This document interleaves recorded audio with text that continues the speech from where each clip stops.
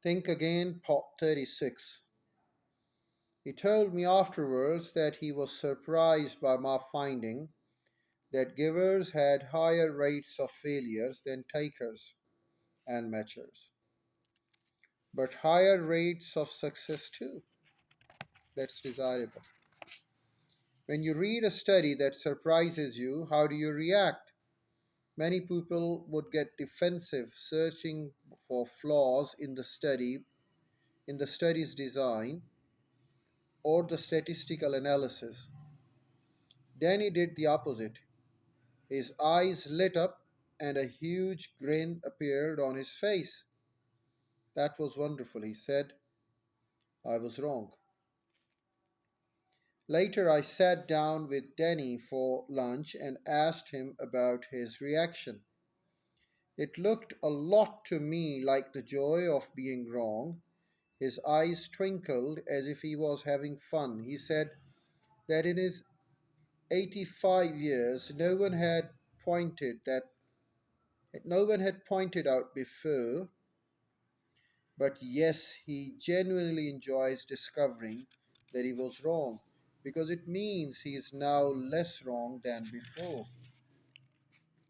I knew the feeling. In college, what first attacked me to social science was reading studies that called with expectation. I couldn't wait to tell my roommates about all the assumptions I had been rethinking in my first independent research project. I tested some predictions of my own, and more than a dozen of my hypotheses turned out to be false. It was a major lesson in intellectual humility, but I wasn't devastated. I felt an immediate rush of excitement. Discovering I was wrong felt joyful because it meant I had learned something. As Danny told me, being wrong is the only way I feel sure I've learned anything. Danny isn't interested in preaching, prosecuting, or politicking. He is a scientist devoted to the truth. When I asked him how he stays in that mode, he said he refuses to let his beliefs become part of his identity. I change my mind at a speed that drives my collaborations crazy. He explained my attachment to my ideas is provisional.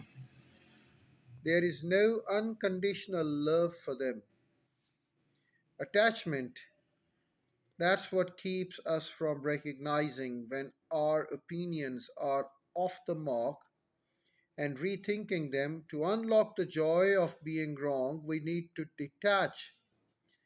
I have learned that two kinds of detachment are especially useful: detaching your present from your past and detaching your opinions from your identity. Let's start with detaching your present from your past.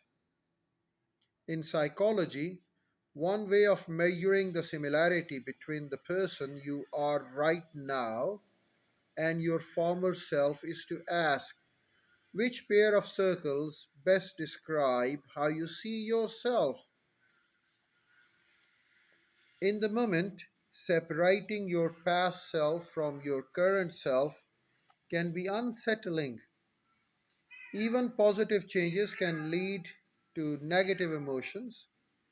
Evolving your identity can leave you feeling derailed and disconnected.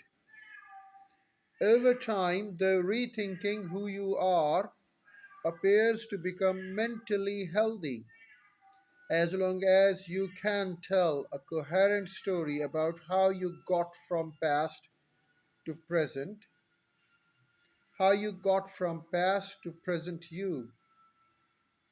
In one study, when people felt detached from their past selves, they became less depressed over the course of their year.